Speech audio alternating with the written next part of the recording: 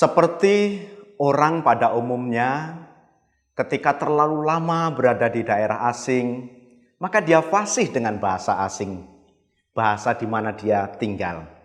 Tetapi bisa jadi bahasa ibu, bahasa asal mereka pelan-pelan mulai ditinggalkan, mulai lupa. Itulah juga yang dialami oleh orang Israel. Karena mereka terlalu lama berada di pembuangan Babilonia, mereka sudah akrab dengan bahasa Aram. Dalam peribadatan pun, akhirnya mereka juga menggunakan bahasa Aram. Termasuk kitab suci bahasa Ibrani diterjemahkan dalam bahasa Aram yang dikenal dengan nama Targum. Sedangkan orang-orang Israel yang berada di Mesir karena berbagai macam hal, persoalan politik, ekonomi, dan lain sebagainya, mereka juga akrab dengan bahasa Yunani. Kitab suci bahasa Ibrani pun diterjemahkan ke dalam bahasa Yunani. Terjemahan kitab suci Ibrani ke dalam bahasa Yunani disebut Septuaginta. Seperti apa Septuaginta ini?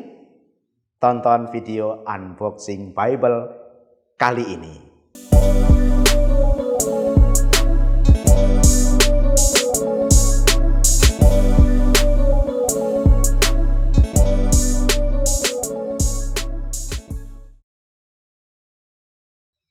Halo saudara-saudari, salam jumpa bersama saya di program Unboxing Bible. Kalau pertemuan yang lalu, episode yang lalu, kita sudah membuka satu paket berisi kitab suci berbahasa Ibrani. Kali ini saya mendapat paket yang lain. Kita akan lihat paket apa ini, kitab suci model apa yang ada di dalam box ini. Mari kita buka bersama-sama.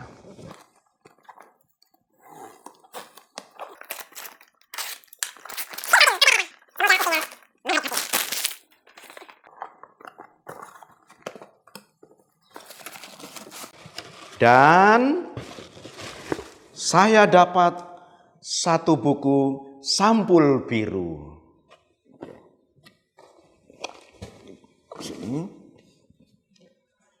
Satu buku sampul biru dengan tulisan Septuaginta Editio Altera. Inilah yang disebut kitab suci bahasa Yunani atau Septuaginta. Mari kita lihat dulu fisiknya. Di bagian belakang seperti dalam edisi bahasa Ibrani, di sini ada penerbitnya Deutsche Bibelgesellschaft. Jadi penerbit yang sama dari kitab suci kitab suci bahasa Ibrani yang sudah kita buka pada episode sebelumnya. Ini adalah versi yang diedit oleh Ralph dan Hanhart. Kita lihat dalam versi ini semua dalam bahasa Yunani ya. Cukup tebal, ini khusus perjanjian lama. Oke. Seperti halnya edisi Ibrani, kitab suci Septuaginta ini versi Editio Altera ini ditulis dalam format kertas yang cukup bagus dengan warna krim sehingga lebih enak untuk dibaca. Kalau terlalu putih kertasnya biasanya kurang bagus untuk mata. Nah, paling tidak itu yang saya alami.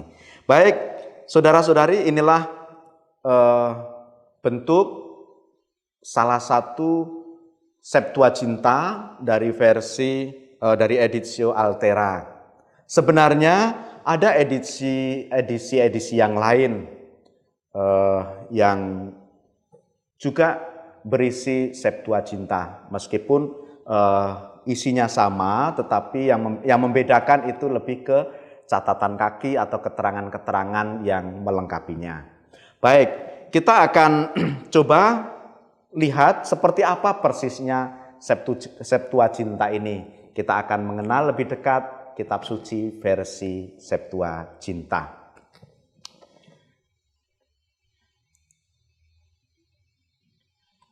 Kalau pada edisi sebelumnya kita sudah membuka kitab suci versi Ibrani, maka kali ini kita akan mengenal lebih dalam versi Yunani. Versi Yunani ini adalah terjemahan dari versi Ibrani ini.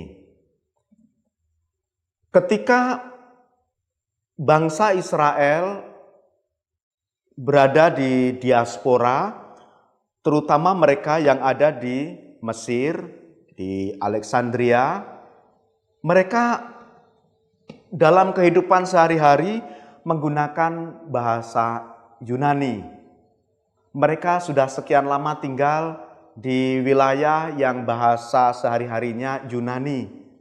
Mereka mulai kesulitan untuk membaca kitab suci dalam bahasa Ibrani, karena memang bahasa Ibrani adalah bahasa yang sangat kuno, sehingga tidak mudah begitu saja dipahami oleh orang-orang Israel, lebih-lebih generasi-generasi yang baru. Karena itu bagi mereka dalam peribadatan ketika dibacakan kitab suci dalam liturgi mereka, mereka tidak begitu mudah menangkap apa yang menjadi pesan dari Yahweh yang termaktub dalam kitab suci bahasa Ibrani. Dibutuhkan sebuah teks terjemahan. Dan terjemahan yang paling mereka butuhkan adalah terjemahan bahasa Yunani untuk mereka yang berada di lingkungan bahasa Yunani. Sementara mereka yang berada di lingkungan berbahasa Aram, mereka juga membutuhkan terjemahan sesuai dengan konteksnya. Kitab suci Ibrani yang diterjemahkan ke dalam bahasa Aram disebut Targum. Sedangkan kitab suci Ibrani yang diterjemahkan ke dalam bahasa Yunani disebut Septuaginta.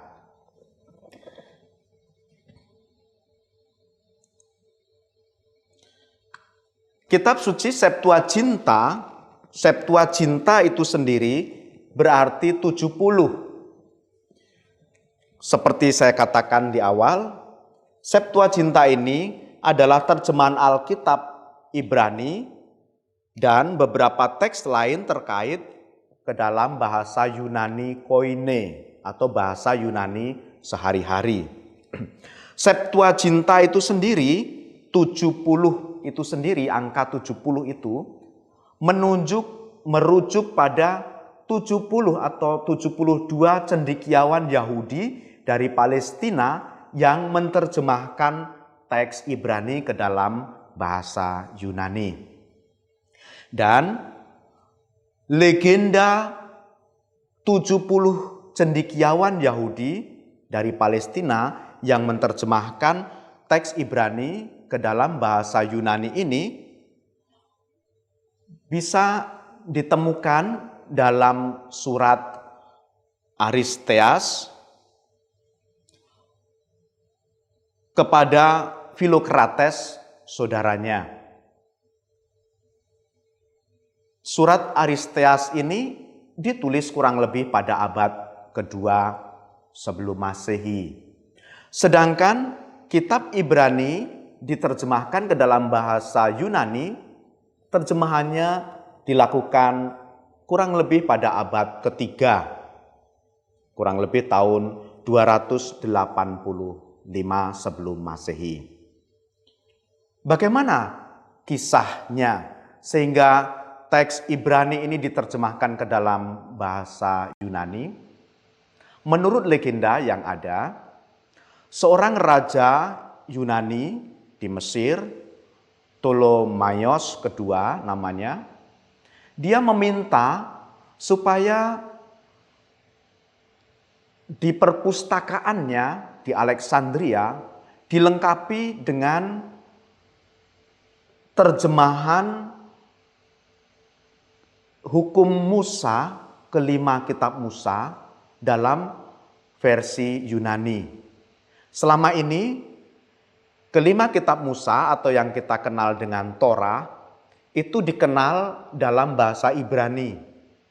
Ptolemaios kedua meminta supaya perpustakaannya di Alexandria itu dilengkapi dengan terjemahan Taurat Musa itu ke dalam bahasa Yunani. Karena itu dia meminta supaya didatangkan cendekiawan dari Palestina yang mengerti bahasa Ibrani sekaligus bahasa Yunani untuk menerjemahkan teks Ibrani ke dalam bahasa Yunani. Kepada 70 cendekiawan ini diberikan teks-teks suci yang ada dan mereka menerjemahkan sedemikian rupa secara terpisah. Setelah selesai menerjemahkan, hasil terjemahannya dikumpulkan dan diperiksa. Ternyata mereka menghasilkan terjemahan yang serupa, terjemahan yang mirip. Sehingga peristiwa penterjemahan teks Ibrani ke dalam teks Yunani dengan hasil yang serupa ini menjadi begitu menggemparkan. Dan terjemahan ini oleh sebagian orang dianggap sebagai mukjizat. Inilah kehendak Allah, yaitu Allah menghendaki bahwa firman-Nya juga dikenal oleh orang yang berbahasa Yunani. Nah, kurang lebih seperti itu legenda yang ada terkait penterjemahan Septuaginta ini.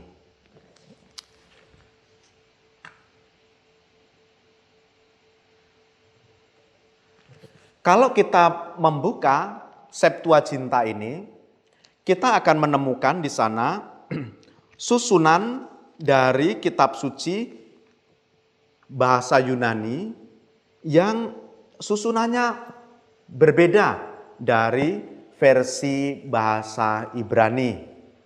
Tentu saja dari fisiknya kita sudah bisa membandingkan versi Septuaginta itu lebih tebal daripada versi Ibrani.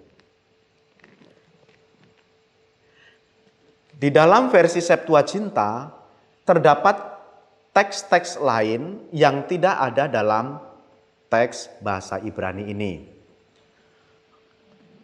Adapun susunan dari kitab suci bahasa Yunani atau Septuaginta ini antara lain kelima kitab Musa, sama seperti yang ada dalam versi Ibrani.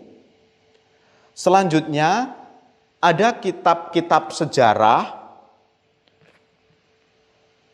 mulai dengan kitab Yosua, kitab Hakim-Hakim, kitab Rut, lalu 1-2 Samuel, 1-2 Raja-Raja, 1-2 Tawarikh, Esra, Nehemia, Tobit, Yudit, lalu ada tambahan Ester, kemudian 1, 2, 3, dan 4 Makabe, kemudian disusul dengan sastra kebijaksanaan atau kitab-kitab kebijaksanaan yang terdiri dari kitab Mazmur, lalu doa Manasye, kitab Ayub, Amsal, Pengkhotbah, Kidung Agung, kebijaksanaan Salomo, Yesus bin Sirak, Mazmur dari Salomo.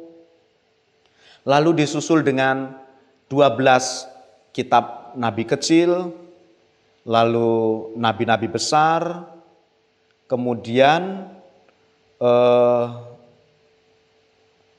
ada tambahan dari kitab Daniel, lalu surat Nabi Yeremia, dan seterusnya.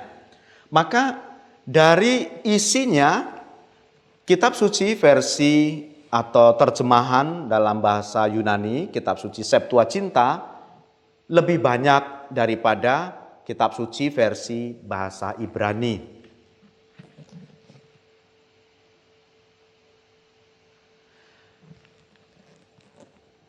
Septuaginta bukan hanya sekedar terjemahan dari bahasa Ibrani ke dalam bahasa Yunani.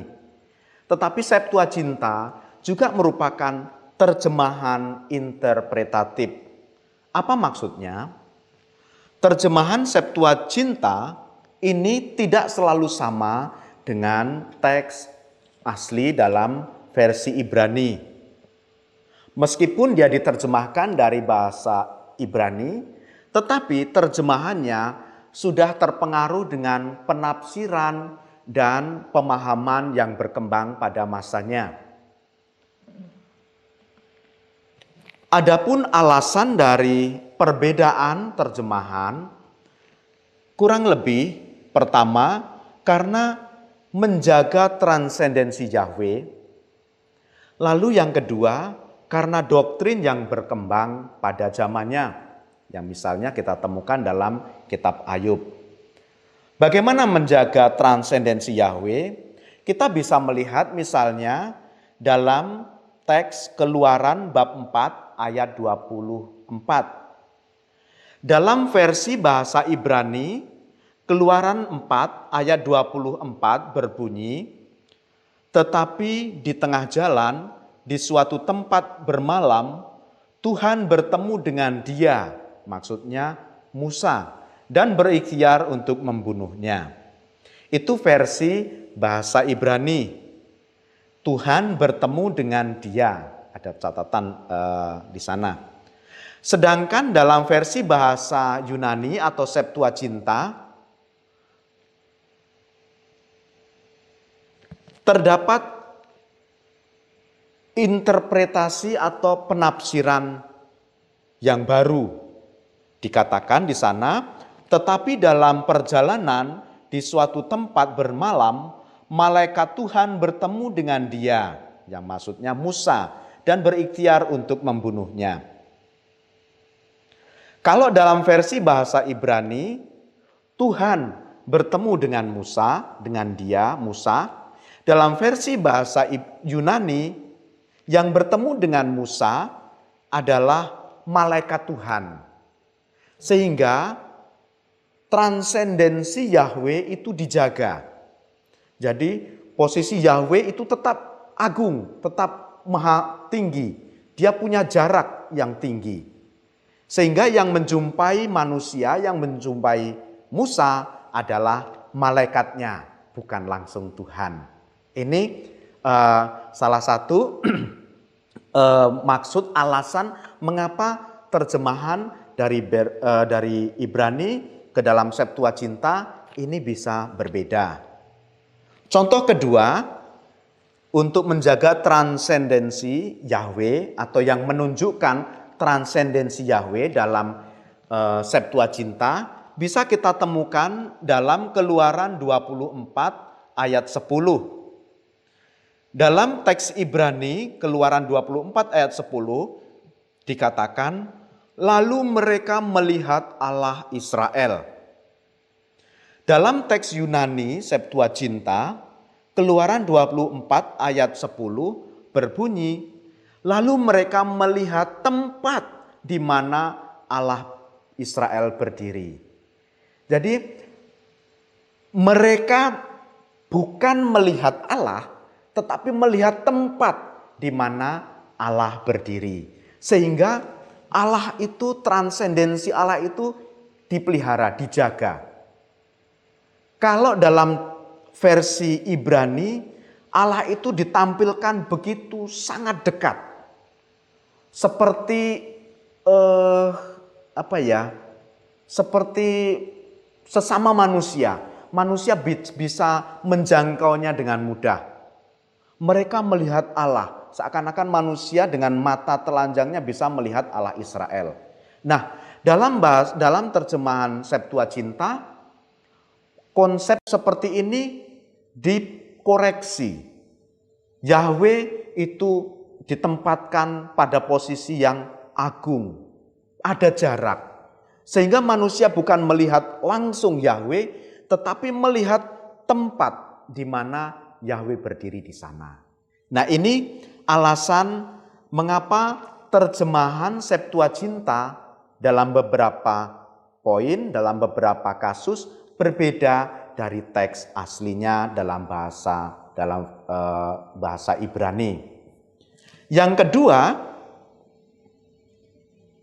terjemahan Septuaginta bisa berbeda dari aslinya karena mau mengungkapkan doktrin yang sedang berkembang atau yang sudah berkembang pada masanya, pada konteksnya. Misalnya kita bisa melihat terjemahan dari kitab Ayub bab 14 ayat 14. Kalau dalam teks Ibrani, Ayub 14 ayat 14 berbunyi, "Kalau manusia mati, dapatkah ia hidup lagi? Maka aku akan menaruh harap selama hari-hari pergumulanku sampai tiba giliranku." Diungkapkan di sana pertanyaan, dapatkah ia hidup lagi? Terkait dengan ide kebangkitan. Orang belum punya gambaran, belum punya gagasan tentang ide kebangkitan. Orang masih bertanya-tanya, setelah aku hidup ini, apa yang akan terjadi berikutnya? Masih gelap, tidak jelas. Dalam versi Septuaginta, dalam terjemahan Septuaginta, Ayub 14 ayat 24 memiliki pergeseran doktrin, memiliki perubahan doktrin, ada perkembangan doktrin, ajaran. Di sana diterjemahkan, kalau manusia mati, dia akan hidup sampai dia menggenapkan hidupnya. Aku tetap menantikan sampai aku hidup kembali. Sudah ada perubahan gagasan, sudah ada ide tentang kebangkitan, bahwa setelah aku mati, aku akan hidup kembali. Sehingga terjemahan Septuaginta ini seakan-akan menjawab pertanyaan atau keraguan atau ketidakjelasan yang ada dalam versi Ibrani. Maka di sana ada perkembangan doktrin yang ditawarkan atau yang diperkenalkan dalam Septuaginta. Itulah dua alasan setidaknya mengapa dalam beberapa teks terjemahan Septuaginta tidak persis sama dengan versi asli bahasa Ibraninya.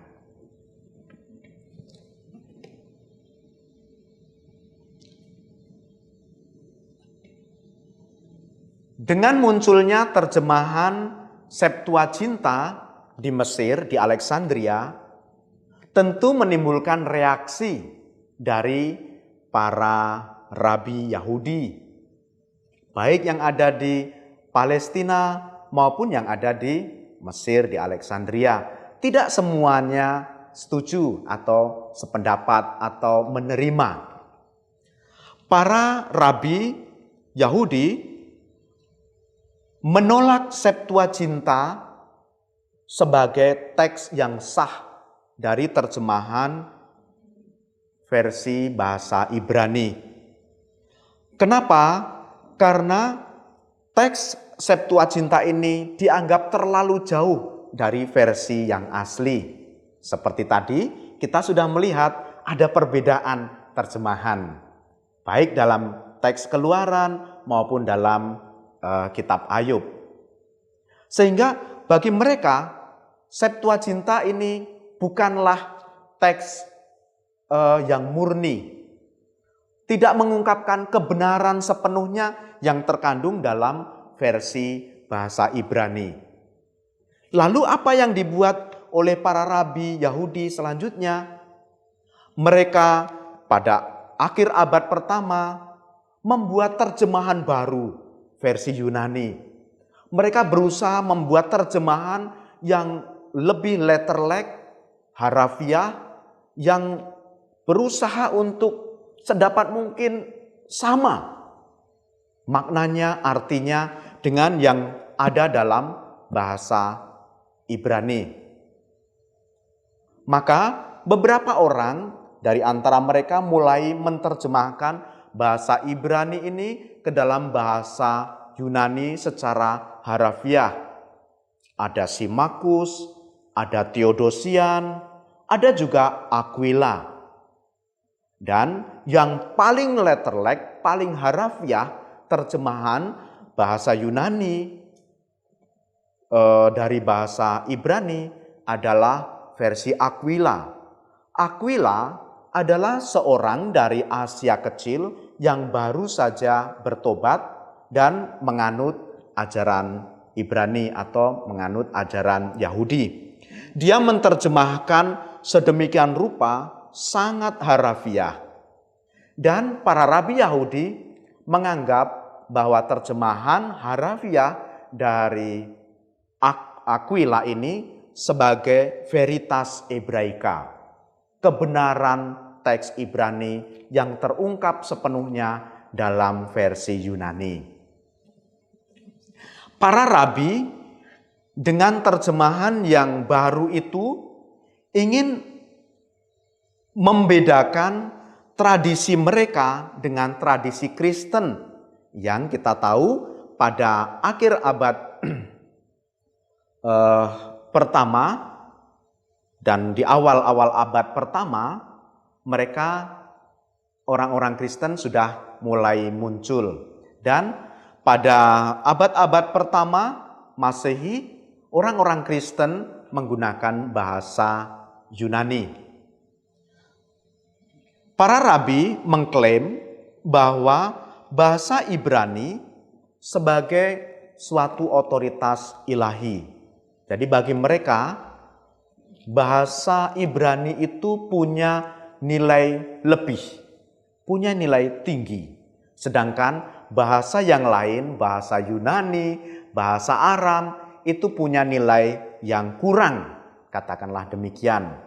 Walaupun pada kemudian hari, mereka juga menerima terjemahan dalam bahasa Aram juga sebagai terjemahan yang punya nilai tinggi.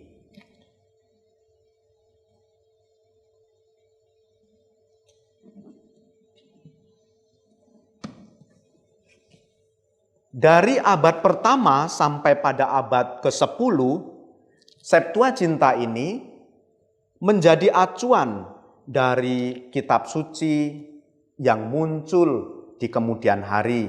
Kitab suci versi bermacam-macam versi yang muncul di kemudian hari. Baik itu versi Latin, versi Syria, Ethiopia, dan lain sebagainya. Kitab suci itu diterjemahkan sedemikian rupa dengan mengacu pada Septuaginta ini. Santo Hieronymus sendiri misalnya ketika dia pergi ke Bethlehem menerjemahkan kitab suci dalam bahasa Latin, dia mengoreksi atau membandingkan Vetus Latina atau bahasa Latin kuno dengan Septuaginta ini, dan sambil tentu saja berdasarkan pada bahasa Ibrani, dan dia menghasilkan kitab suci berbahasa Latin yang baru. Karena itu bagi Santo Hieronymus, kitab suci Septuaginta ini juga punya nilai yang tinggi karena dia juga membandingkan Vetus Latina, Septuaginta, dan versi bahasa Ibrani dalam terjemahannya versi bahasa Latin yang kemudian menjadi teks resmi bagi Gereja Katolik. Saudara-saudari dari Protestan, mereka di kemudian hari lebih mengacu pada kitab suci versi kanon Ibrani. Sedangkan orang Katolik lebih mengacu pada kitab suci kanon Alexandria atau Septuaginta. Karena itulah dalam edisi bahasa Indonesia, terjemahan kitab suci yang dikeluarkan oleh LAI, Lembaga Alkitab Indonesia, untuk saudara-saudari kita yang Protestan, kitab suci mereka sejumlah 39, terdiri dari Perjanjian Lama dan Perjanjian Baru. Sedangkan kitab suci orang Katolik memiliki tambahan, yaitu Deuterokanonika. Sehingga selain Perjanjian Lama, Perjanjian Baru, ada Deuterokanonika. Adapun alasan perbedaan ini adalah saudara-saudara Kristen Protestan mendasarkan kitab sucinya pada kanon Ibrani mirip dengan kitab suci Ibrani, sedangkan orang Katolik mendasarkan kitab sucinya pada kanon Alexandria atau Septuaginta.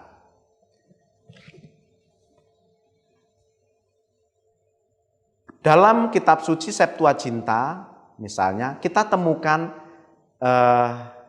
judul di awal kitab suci kita, Genesis misalnya. Kita sangat akrab dengan istilah kitab Genesis. Ternyata kitab Genesis itu sendiri sebenarnya didasarkan pada versi Septuaginta, penamaan Genesis sendiri. Kita ingat, dalam versi Ibrani, dalam bahasa Ibrani, kitab Kejadian itu diberi nama Beresit. Sedangkan dalam bahasa Yunani, Genesis, juga dalam bahasa Inggris itu Genesis. Kalau kita temukan dalam teks berbahasa Yunani atau Septuaginta, sering sekali kata Genesis itu muncul. Genesis yang berarti asal muasal atau permulaan. Karena itu, kata Genesis itu berasal dari kitab suci versi bahasa Yunani ini. Saudara-saudara, demikian unboxing Bible edisi Septuaginta ini. Semoga ini bermanfaat, paling tidak menambah sedikit informasi untuk Anda sekalian. Semoga dengan informasi yang sedikit ini bisa bermanfaat, membuat Anda sedikit demi sedikit semakin mencintai firman Tuhan yang diwahyukan kepada kita dengan berbagai macam bahasa. Dan pada edisi ini kita menemukan Tuhan juga dikenal mewahyukan firman-Nya dalam bahasa Yunani. Dan Septuaginta adalah terjemahan pertama dari kitab suci asli berbahasa Ibrani. Semoga video ini bermanfaat untuk Anda, dan Anda juga bisa membagikannya kepada kerabat Anda, kenalan Anda, teman-teman Anda. Terima kasih, sampai jumpa di edisi berikutnya.